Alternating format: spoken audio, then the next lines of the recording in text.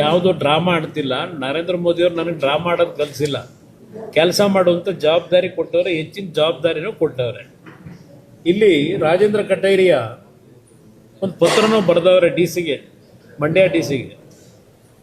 100 ಎಕರೆ land ಕೊಡ್ತಕ್ಕಂಥ ವಿಷಯದಲ್ಲಿ ಹುಡುಕಿ ಅಂತ ಹೇಳಿ ತೀರ್ಮಾನ ತಗೊಳ್ಳಿ ಅಂತ ಬರೆದವ್ರ ಲೆಟರ್ನ.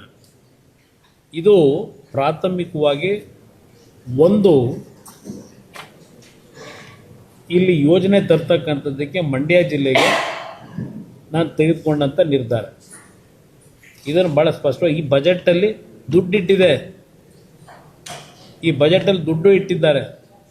ಅದರ ಜೊತೆಗೆ ಕನ್ಸ್ಟ್ರಕ್ಷನ್ ಆ್ಯಂಡ್ ಇನ್ಫ್ರಾಸ್ಟ್ರಕ್ಚರ್ ಎಕ್ವಿಪ್ಮೆಂಟ್ ಏನಿದೆ ಅದು ನಮ್ಮ ಫೈರ್ ಇಂಜಿನ್ ಇರ್ಬೋದು, ಹೊಸದಾಗಿ ತಯಾರು ಮಾಡ್ತಕ್ಕಂಥ ಹೆವಿ ಇದನ್ನು, ಮತ್ತು ಡ್ರಿಲ್ಲಿಂಗ್ ಮಿಷಿನ್ಗಳು ತಯಾರು ಮಾಡ್ತಕ್ಕಂಥದ್ದು, ಅದರ ಜೊತೆಗೆ ದೊಡ್ಡ ದೊಡ್ಡ ಮೆಷಿನರೀಸ್ ಏನಿದೆ ತಯಾರು ಮಾಡ್ತಕ್ಕಂಥದ್ದಕ್ಕೆ. ಏಕೆಂದರೆ ನಾವು ದೇಶಕ್ಕೆ ಹೆಚ್ಚಿನ ರೀತಿಯಲ್ಲಿ ಬೇರೆ ದೇಶಗಳಿಂದ ಇಂಪೋರ್ಟ್ ಮಾಡ್ಕೋತಾ ಇದ್ದೇವೆ.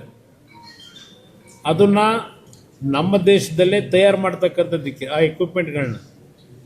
ಅದಕ್ಕೆ ಈ ಯೋಜನೆಯನ್ನು ಈ ಬಜೆಟ್ನಲ್ಲಿ ಏನು ಘೋಷಣೆ ಮಾಡಿದ್ದಾರೆ ಆರ್ಥಿಕ ಸಚಿವರು, ಇದು ಸಹ ಇದರಲ್ಲೂ ಕರ್ನಾಟಕಕ್ಕೆ ಹೆಚ್ಚಿನ ರೀತಿಯಲ್ಲಿ ಮ್ಯಾನುಫ್ಯಾಕ್ಚರ್ ಕಂಪ್ನಿಗಳನ್ನು ತರ್ತಕ್ಕಂಥದ್ದಕ್ಕೆ ಈಗಾಗಲೇ ಕೆಲವು ಚರ್ಚೆಗಳು ಮಾಡಿದ್ದೇನೆ, ಕೆಲವು ಸ್ಟೇಕ್ ಹೋಲ್ಡರ್ಸ್ ಮೀಟಿಂಗು ಮಾಡಿದ್ದೇವೆ. ಇದು ಬಹುಶಃ ನಮ್ಮ ರೇರ್ ಅರ್ತ್ ಪರ್ಮನೆಂಟ್ ಮ್ಯಾಗ್ನೆಟ್ಗೆ ಪ್ರಧಾನಮಂತ್ರಿಗಳು ಏನು 7,800 ಕೋಟಿ ಕೊಟ್ಟು ಇವತ್ತು ದೇಶಕ್ಕೆ ಬೇಕಾಗಿರ್ತಕ್ಕಂಥ ಮ್ಯಾಗ್ನೆಟ್ನ ತಯಾರು ಮಾಡಲಿಕ್ಕೆ ಅವಕಾಶ ಕೊಟ್ಟಿದ್ದಾರೆ. ಹೊರದೇಶಗಳಿಗೆ ನಾವು ಡಿಪೆಂಡ್ ಆಗಬಾರ್ದು ಅಂತೇಳಿ ಈ ವಿಷಯದಲ್ಲಿ ಅದರ ಡಬ್ಬಲ್ ನಮ್ಗೆ ಹಣ ಬರ್ತಕ್ಕಂಥದ್ದಿದೆ ಬಜೆಟ್ನಲ್ಲಿ. ಆ ಹಿನ್ನೆಲೆಯಲ್ಲಿ ಕರ್ನಾಟಕಕ್ಕೆ ಮತ್ತೆ ಈ ಕೆಲವು ಯೋಜನೆಗಳನ್ನು ತರತಕ್ಕಂಥ ಒಂದು ಕಾರ್ಯಕ್ರಮ ಹಮ್ಮಿಕೊಳ್ತಕ್ಕಂಥದ್ರಲ್ಲಿ ಹಿಂದೆ ಸರಿತಕ್ಕಂಥ ಪ್ರಶ್ನೆ ಇಲ್ಲ.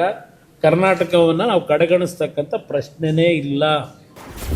ಕರ್ನಾಟಕ ನ್ಯೂಸ್ ಡಿಜಿಟಲ್ ಚಾನಲನ್ನು ಈಗಲೇ ಸಬ್ಸ್ಕ್ರೈಬ್ ಮಾಡಿ. ಧನ್ಯವಾದಗಳು.